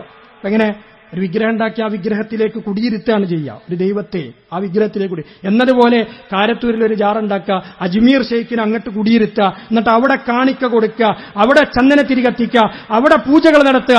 സമാനമായ പരിപാടി ഇതര മതവിശ്വാസികൾ ചെയ്യുന്ന അതേ പരിപാടി പരിശുദ്ധ ഇസ്ലാമിന്റെ പേരിൽ കടത്തിക്കൂട്ടുക. ഇതേപോലെ ചെയ്ത സ്ഥലങ്ങളിൽ, ഇറാഖ് പോലെയുള്ള പ്രദേശങ്ങളിൽ, അവിടെ സാങ്കല്പികമെന്ന നിലക്ക് അവര് ഒരു കഅബാലയുണ്ടാക്കി. നടന്നിട്ടുള്ള കാര്യമാണ് ഈ പറയുന്നത്. കഅബാലയം ഉണ്ടാക്കി. എന്നിട്ട് അവർ പറഞ്ഞെന്താ, എല്ലാ ആൾക്കാർക്കും ഇപ്പൊ മക്കത്ത് ഹജ്ജിന് പോകാൻ പറ്റുമോ? എല്ലാവർക്കും ഒന്നും കഴിയില്ല, അതിന് കുറെ പൈസ വേണം, അതിന് കുറെ അധ്വാനമുണ്ട്. അതുകൊണ്ട് അങ്ങനെ പറ്റാത്ത ആളുകൾ ഇവിടുന്ന് ഹജ്ജ് ചെയ്തോട്ടെ, ഓൽക്ക് അതിന്റെ ഹജ്ജിന്റെ കൂലിയിട്ടും. നാളെ കാരത്തൂരിൽ അങ്ങനെയും ഒന്നുകൂടായില്ല, കാരത്തൂർ ഹജ്ജ്, കാരത്തൂർ ഉംറ എന്നും പറഞ്ഞ് നടക്കാം. അതാലോചിച്ചു, ഇതൊക്കെ പച്ചയായ ബഹുദൈവ വിശ്വാസത്തിന്റെ ഭാഗമായി കൊണ്ടുള്ള ഇത്തരം പ്രവർത്തനങ്ങൾക്ക് വേണ്ടി നിന്നുകൊടുക്കുന്ന ആളുകൾ ഈ ശബ്ദം കേൾക്കുന്നവരിൽ ആരെങ്കിലും ഉണ്ടെങ്കിൽ അറിഞ്ഞോളൂ, അള്ളാഹുവിനെ പങ്കുകാരെ സ്വീകരിക്കലാണത്. അള്ളാഹുവിനെ ആരാധിക്കുന്നതിന് തുല്യമായി മറ്റുള്ളവരെ ആരാധിക്കലാണത്. അള്ളാഹു നിഷിദ്ധമാക്കിയിട്ടുള്ള കാര്യമാണത്. ഇന്നല്ലാഹ ലാ യഗ്ഫിറു അൻ യുശ്റക ബിഹി വയഗ്ഫിറു മാ ദൂന ദാലിക ലിമൻ യശാ. അള്ളാഹു ഒരിക്കലും പൊറുക്കാത്ത കാര്യമാണത്. അങ്ങനെ ശിർക്ക് ചെയ്യുന്നവർ സ്വർഗത്തിൽ പ്രവേശിക്കുകയില്ല.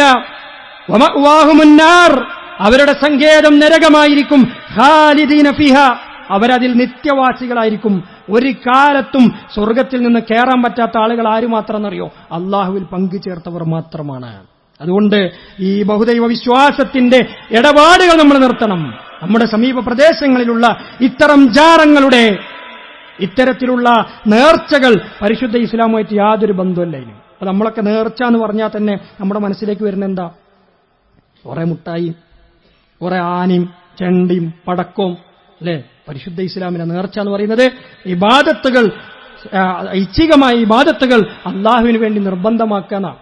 അതും ഇതായിട്ട് എന്താ ബന്ധമുള്ളത്? എന്നിട്ട് അതിന്റെ നേർച്ച എന്ന് പേരിട്ട് ഈ തോന്നിവാസങ്ങൾ നടത്തുകയാണ് ചെയ്യുന്നത്. അല്ലാഹു സുബ്ഹാനഹു വ തആല നമ്മുടെ സമൂഹത്തെ ഇത്തരം അനാചാരങ്ങളിൽ നിന്ന്, ശിർക്കുകളിൽ നിന്ന് കാത്തുരക്ഷിക്കുമാറാവട്ടെ. അൽഹംദുലില്ലാഹ് ഹംദൻ കസീറൻ ത്വയ്യിബൻ മുബാറകൻ ഫീഹി കമാ യുഹിബ്ബു റബ്ബുനാ വയർളാ. وأصلي وأسلم على المبعوث رحمة للعالمين نبينا محمد وعلى آله وصحبه أجمعين. أما بعد, اتقوا الله عباد الله. അള്ളാഹുവിനെ സൂക്ഷിക്കണമെന്ന് ഒരിക്കൽ കൂടി ഉണർത്തുകയാണ്. സഹോദരങ്ങളെ, നമ്മൾ ഏറ്റവും അധികം സംരക്ഷണം ആവശ്യമുള്ള ആളുകളാണ്. നമുക്ക് സംരക്ഷണം എന്ന് പറയുമ്പോൾ പൈശാചികമായ ഉപദ്രവങ്ങളിൽ നിന്ന്, തെറ്റായ പ്രേരണകളിൽ നിന്ന് നമ്മളെ തടുത്തു നിൽക്കുന്ന ഒരു കവചം നമുക്ക് അനിവാര്യമാണ്. ഇല്ല എങ്കിൽ പലതരത്തിലുമുള്ള തെറ്റുകളിലേക്ക്, കുറ്റങ്ങളിലേക്ക്, അപാകതകളിലേക്ക് നമ്മൾ കടന്നുപോകാൻ സാധ്യതയുണ്ട്. നമ്മളെ സംബന്ധിച്ചിടത്തോളം നമുക്ക് കെട്ടുറപ്പുള്ളൊരു കോട്ട പോലെ നമ്മളെ തടഞ്ഞു നിർത്തുന്ന കാര്യമാണ് അള്ളാഹുവിനോടുള്ള പ്രാർത്ഥനകൾ, ദിക്റുകൾ, ദുആകൾ എന്ന് പറയുന്നത്. അപ്പോൾ പണ്ഡിതന്മാർ ദിക്റുകൾക്ക് വേണ്ടി ദിക്റുകൾ ക്രോഡീകരിച്ചുകൊണ്ട് പുസ്തകം എഴുതിയപ്പോൾ അതിന് പേരിട്ട ഹിസ്നുൽ മുസ്ലിം, ഒരു വിശ്വാസിയുടെ കോട്ടാണ്. ആ പ്രാർത്ഥനകൾ അടങ്ങിയിട്ടുള്ള പുസ്തകത്തിന്റെ പേരതാണ് വിശ്വാസിയുടെ കോട്ട. ആ പ്രാർത്ഥനകൾ പ്രാർത്ഥിക്കുമ്പോൾ അയാൾക്ക് ഒരു കോട്ടക്കുള്ളിൽ നിൽക്കുന്ന പോലെയാണ്. രാജാക്കന്മാരൊക്കെ കോട്ട ഉണ്ടാക്കിയിട്ട് അതിന്റെ ഉള്ളിലാണ് നിൽക്കണം, മറ്റുള്ള ആളുകളുടെ ഉപദ്രവമില്ലാതൊക്കെ മതി. അതേപോലെ തന്നെ ഒരു വിശ്വാസിക്ക് പൈശാചികമായ പ്രേരണകളിൽ നിന്ന്, തെറ്റായ കാര്യങ്ങളിലേക്കുള്ള അവന്റെ മനസ്സിന്റെ ചാഞ്ചാട്ടങ്ങളെ പിടിച്ചു നിർത്തുന്ന ഒരു കാര്യമാണ് ദിക്റുകൾ എന്ന് പറയുന്നത്. നമ്മുടെ ജീവിതത്തിൽ നമ്മൾ നിർബന്ധമായും കൊണ്ടുവരേണ്ടുന്ന ഒരു കാര്യമാണത്. നബി കരീം സല്ലല്ലാഹു അലൈഹി വസല്ലമ ചില പ്രത്യേകമായ സമയങ്ങളിൽ, സാഹചര്യങ്ങളിൽ പഠിപ്പിച്ചിട്ടുള്ള ദിക്റുകളുണ്ട്. പ്രത്യേകിച്ച് അൽ അദ്കാറു സ്വബാഹ് വൽ മസാ, രാവിലെയും വൈകുന്നേരവുമൊക്കെ ചൊല്ലേണ്ടുന്ന ദിക്റുകളുണ്ട്. സൂര്യോദയത്തിന് ശേഷവും അതേപോലെ തന്നെ സൂര്യാസ്തമയത്തിന് മുമ്പൊക്കെയായി നമ്മൾ ചൊല്ലേണ്ട ദിക്റുകൾ നമ്മളൊക്കെ മൊബൈലുകളിലൊക്കെ അത് ലഭ്യമാകും.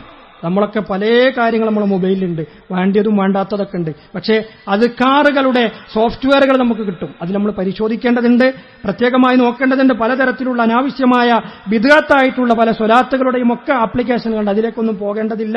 കൃത്യമായിട്ട് നമുക്ക് നോക്കിയാൽ മനസ്സിലാകുന്ന, വായിച്ച് മനസ്സിലാക്കാൻ പറ്റുന്ന, അർത്ഥസഹിതം ലഭിക്കുന്ന അത്തരത്തിലുള്ള ദിക്റുകളുടെ സോഫ്റ്റ്വെയറുകളുണ്ട്. പ്രത്യേകിച്ച് നമ്മൾ ജമീൽ ആപ്പ് എന്ന് പറയുന്ന ഒരു ആപ്ലിക്കേഷൻ ഉണ്ട്. നമ്മൾ ഗൂഗിളിൽ അത് സെർച്ച് ചെയ്താൽ, പ്ലേ സ്റ്റോറിൽ അത് സെർച്ച് ചെയ്താൽ ജമീൽ ആപ്പ് കിട്ടും. അതിൽ അദ്കാറുകളുടെ ഒരു ഭാഗമുണ്ട്. അവിടെ നമുക്ക് അദ്കാറു സ്വബാഹ് വൽ മസാ കിട്ടും. അതേപോലെ തന്നെ ചെറിയ ബുക്കുകൾ വാങ്ങാൻ കിട്ടും, ചെറിയ കാർഡുകൾ വാങ്ങാൻ കിട്ടും. നമ്മുടെ കീശയിലൊക്കെ കൊണ്ടിടക്കാൻ പറ്റിയ രീതിയിലുള്ള ചെറിയ കാർഡുകൾ വാങ്ങാൻ കിട്ടും. രാവിലെയും വൈകുന്നേരവും പ്രാർത്ഥിക്കേണ്ട പ്രാർത്ഥനകൾ, അത്തരം കാര്യങ്ങൾ നമ്മൾ തേടിപ്പിടിച്ച് കണ്ടെത്തി അങ്ങനെയുള്ള പ്രാർത്ഥനകൾ നമ്മുടെ ജീവിതത്തിൽ പതിവാക്കണം. ദിക്റുകൾ എന്ന് പറഞ്ഞാൽ ദിക്റില്ല തത്മഇന്നുൽ ഖുലൂബ്, ഹൃദയത്തിന് ശാന്തി ലഭിക്കുന്ന, സമാധാനം ലഭിക്കുന്ന ഒരു കാര്യമാണ് ദിക്റുകൾ എന്നുള്ളത് നമ്മുടെ ജീവിതത്തിൽ വർദ്ധിപ്പിക്കേണ്ടതുണ്ട്. വദ്ദാക്കിരീന അല്ലാഹ കസീറൻ വദ്ദാക്കിറാത്ത്, അല്ലാഹുവിനെ ധാരാളമായി സ്മരിക്കുന്ന സ്ത്രീ പുരുഷന്മാർ അല്ലാഹു പ്രത്യേകമായി അവരെ മഹത്വപ്പെടുത്തി പറഞ്ഞിട്ടുണ്ട്. ആ നിലക്ക് നമ്മുടെ നാവിനെ ദിക്റുകൾ കൊണ്ട് നിറക്കേണ്ടതുണ്ട്. മീസാനിൽ കനം തൂങ്ങുന്ന, അല്ലാഹുവിന്റെ അടുക്കൽ ഉയരങ്ങളിലേക്ക് എത്തുന്ന മഹത്തരമായ ഒരു പ്രതിഫലം ലഭിക്കുന്ന കാര്യമാണ് ദിക്റുകൾ എന്ന് നമ്മൾ മനസ്സിലാക്കിക്കൊണ്ട് നമ്മുടെ ജീവിതത്തിൽ അത് കൊണ്ടുവരാൻ വേണ്ടി നമ്മൾ ശ്രദ്ധിക്കുക. അതിനുവേണ്ട അവസരങ്ങൾ ലഭിച്ചിട്ടുള്ള ആളുകൾ, അങ്ങനെയുള്ള പുസ്തകങ്ങളും കാർഡുകളൊക്കെ കയ്യിൽ കിട്ടിയിട്ടുള്ള ആളുകൾ അത് വെറുതെ കീശയിലിട്ട് നടക്കാതെ അല്ലെങ്കിൽ എവിടെയെങ്കിലും കൊണ്ടുപോയി വെക്കാതെ അത് കൃത്യമായി ഉപയോഗപ്പെടുത്തണം എന്നുകൂടി ഓർമ്മപ്പെടുത്തുകയാണ്. അല്ലാഹു സുബ്ഹാനഹു വ തആല അനുഗ്രഹിക്കുമാറാവട്ടെ. സഹോദരങ്ങളെ, നമ്മൾ കുട്ടികൾക്ക് വേണ്ടി മതം പഠിക്കുവാൻ CRE എന്നൊരു ക്ലാസിനെ കുറിച്ച് കഴിഞ്ഞ ചില ആഴ്ചകളിൽ നമ്മൾ പറഞ്ഞിരുന്നു. ഇൻഷാ അല്ലാഹ് നമ്മൾ UP അതേപോലെ ഹൈസ്കൂൾ, ഹയർ സെക്കൻഡറി ഒക്കെ പഠിക്കുന്ന കുട്ടികൾക്ക് വേണ്ടി അത്തരത്തിലൊരു ക്ലാസ് ഇൻഷാ അല്ലാഹ് ഈ വരുന്ന ഞായറാഴ്ച മുതൽ, മറ്റന്നാളെ ഞായറാഴ്ച 8 മണി മുതൽ, രാവിലെ 8 മണി മുതൽ നമ്മുടെ ഈ ക്യാമ്പസിൽ വെച്ചുകൊണ്ട് തന്നെ അതിന്റെ ഒരു ഉദ്ഘാടനം എന്ന നിലക്ക് നമ്മൾ തുടങ്ങുകയാണ് ഇൻഷാ അല്ലാഹ്. ഇനി മുതലുള്ള എല്ലാ ഞായറാഴ്ചകളിലും രാവിലെ 8 മണി മുതൽ നമ്മൾ CRE എന്ന് പറയുന്ന ക്ലാസ് നടത്തും. എല്ലാ ആളുകളും അവരുടെ ഈ പ്രായത്തിലുള്ള മക്കളെ അതിലേക്ക് പറഞ്ഞേക്കണമെന്ന് പ്രത്യേകം ഓർമ്മപ്പെടുത്തുകയാണ്. ഇനിയും രജിസ്റ്റർ ചെയ്തിട്ടില്ലാത്ത ആളുകൾക്ക് വേണ്ടി പുറത്ത് രജിസ്ട്രേഷൻ കൗണ്ടറുകളുണ്ട്. നിങ്ങളുടെ മക്കൾ അതിൽ പേര് രജിസ്റ്റർ ചെയ്ത് ഈ ഒരു ക്ലാസ്സിൽ നിർബന്ധമായും അവരെ പങ്കെടുപ്പിക്കാൻ വേണ്ടി ശ്രദ്ധിക്കുക. അല്ലാഹു സുബ്ഹാനഹു വ തആല സ്വാലിഹായ മക്കളെ നമുക്ക് പ്രദാനം ചെയ്യുമാറാകട്ടെ. അല്ലാഹുവേ, നിന്നെ മാത്രം ആരാധിക്കുന്ന, നിനക്ക് മാത്രം ഇബാദത്തുകൾ ചെയ്യുന്ന നല്ലവരായ അടിമകളിൽ നിന്ന് ഞങ്ങളെ ഏവരെയും ഉൾപ്പെടുത്തി അനുഗ്രഹിക്കുമാറാവട്ടെ. ശിർക്കുകളിൽ നിന്ന്, ബിദ്അത്തുകളിൽ നിന്ന്, ഖുറാഫാത്തുകളിൽ നിന്ന് നീ ഞങ്ങളെ കാത്തുരക്ഷിക്കണമേ. അല്ലാഹുവേ, നേർച്ചയുടെ പവിത്രത കളയുന്ന, നേർച്ച എന്ന പേരിൽ കോപ്രായങ്ങൾ കാട്ടുന്ന, തോന്നിവാസങ്ങൾ കാട്ടുന്ന വിഡ്ഢികളായ ജനതയിൽ നിന്ന് നീ ഞങ്ങളെ ഏവരെയും കാത്തുരക്ഷിക്കണമേ. അല്ലാഹു, ഞങ്ങളിൽ നിന്ന് രോഗികളായി കഷ്ടപ്പെടുന്നവരുടെ രോഗങ്ങൾ നീ ശിഫയാക്കി കൊടുക്കണമേ. കടം കൊണ്ടും മറ്റു ബുദ്ധിമുട്ടുകൾ കൊണ്ടും പ്രയാസപ്പെടുന്ന ആളുകളുടെ പ്രയാസങ്ങളെ നീ ദൂരീകരിച്ചു കൊടുക്കണമേ. അല്ലാഹു, ഞങ്ങളിൽ നിന്ന് മരണപ്പെട്ടുള്ള വിശ്വാസികളുടെ ഖബറിടങ്ങൾ നീ വിശാലമാക്കി കൊടുക്കണമേ. അവരെയും ഞങ്ങളെയും നിന്റെ ജന്നാത്തുൽ ഫിർദൗസിൽ ഒരുമിച്ച് കൂട്ടുമാറാകണമേ. അല്ലാഹുമ്മ റബ്ബന തഖബ്ബൽ മിന്നാ ഇന്നക അൻതസ് സമീഉൽ അലീം വതുബ് അലൈനാ ഇന്നക അൻതത് തവ്വാബുർ റഹീം വഗ്ഫിർ ലനാ യാ ഗാഫിറൽ മുദ്നിബീൻ. ആമീൻ.